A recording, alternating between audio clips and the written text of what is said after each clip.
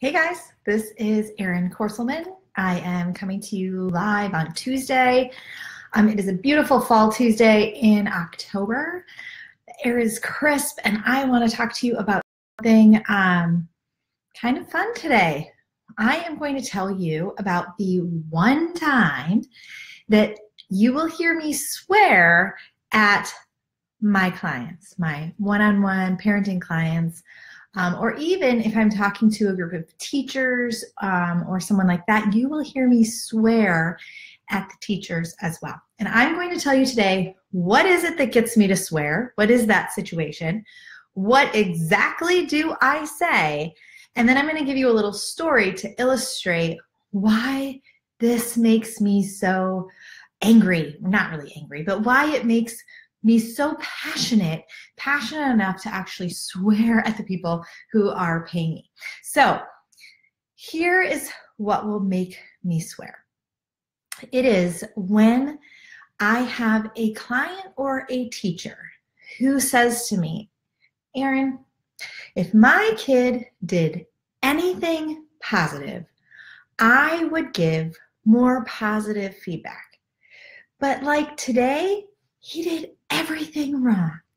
At school, he came in disruptive. Then he only did 5 problems on his worksheet before he interrupted the friend next to him. And then he was wiggly in line when they were walking down the aisle. And he got a red. He's on red for the day.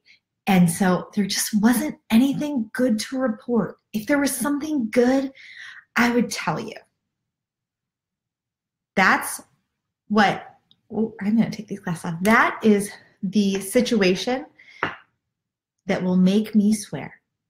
And what I say in that situation is simply this: bullshit, baloney. And so I'll add like that little SHIT word on the end of it, right? Baloney. There is more to a day than that. There is more to your child's day than the big negatives that happen. And I'm going to give you an illustration to tell you how I came to understand this acutely with my own child, and then how you can kind of implement this in practice and how it plays to your kid. So my child came home from school one day and he said, Mom, I tried so hard to do my math worksheet. I tried so incredibly hard. I ignored what the teacher was doing at the table with the reading kids when I was trying to do math. The HVAC, so he didn't use HVAC system, but there was humming up above me. I really wanted to talk to my neighbor about recess. I didn't want to do the math sheet. And I did 2 whole problems. And then I said one thing to my neighbor and I got in trouble. Just one thing and I got in trouble. I did like 5 minutes of good and then one thing just erased it all. I got in trouble. And I realized that the most important thing that you need to know and realize is that impulse control, when our kids are exercising impulse control, when their prefrontal cortexes are fired and turned on and working, it doesn't look like much. It looks like really nothing.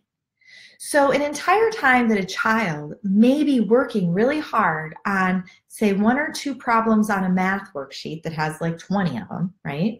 They're working on 1 or 2 problems and they're managing the anxiety that they're feeling around getting it wrong. They're managing the possible distractions of the humming of the HVAC system or the teacher having a different conversation. They're managing the motivation of just not wanting to do it anyway. They're working through delayed processing speed, like we know that they have, and they are also pushing down the impulses to talk to their neighbor about what they're going to do at recess. And they do that for 5 minutes while they get 2 problems done. And then they just cave and they talk to their neighbor about what they want to do at recess and they get in trouble, right? And what if they're constantly told, like, hey buddy, 2 problems isn't enough. Okay, so then the next day they work and they control their impulses. They shove the distractions of the HVAC system and the conversations that the teacher's having away. They get over their internal motivation problems to start doing these math problems. They're controlling their anxiety, and they get 5 problems done. And then they cave and they talk to their neighbor about what's going to happen at recess. And they're still told, not enough, not good enough, right?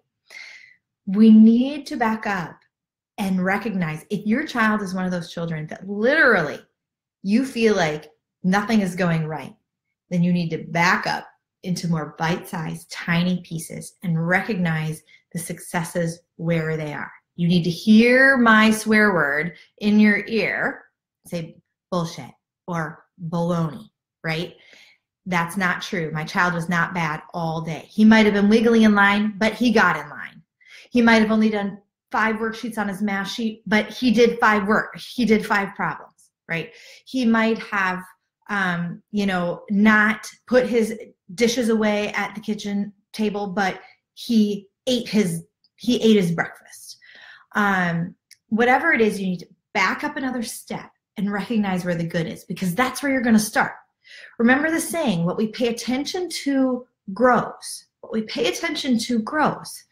So you're going to back up till you can find a glimmer of good, and you're going to focus on that and drive that forward. Okay, and I'll teach you how to do that in subsequent videos. But for today, I just want you to know, anytime you are hearing yourself say, if there was something good, I would reward him for it. Or, man, this whole day has been one negative after the next after the next. If you're hearing yourself say that, I want you to back up and find the glimmer of good.